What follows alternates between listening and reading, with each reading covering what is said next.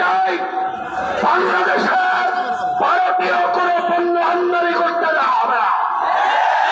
সকল পণ্য আমাদের ব্যবসায়ী ভাইদেরকে বলবো, আপনাদের ব্যবসা প্রতিষ্ঠানে যদি ভারতীয় কোন পণ্য থাকে, আজ থেকে আপনারা এই পণ্য আপনাদের দোকান থেকে ইন্ডাস্ট্রি থেকে বের করে দেবেন।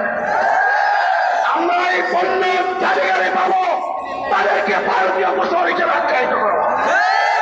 এবং সরকারকে বলতে চাই, ভারতের সাথে আমাদের কোন বন্ধুত্বপূর্ণ সম্পর্ক থাকতে পারবে না। ভারত আমাদের ইমানের শত্রু, আমাদের আকিদার শত্রু, আমাদের রাষ্ট্রের শত্রু, স্বাধীনতার শত্রু। সুতরাং এই ভারতের বিরুদ্ধে লড়াই করতে হবে। এই লড়াইয়ে হেফাজতে ইসলাম যে ডাক দেয়, তখন এই ডাকে সাড়া দেওয়ার জন্য আমরা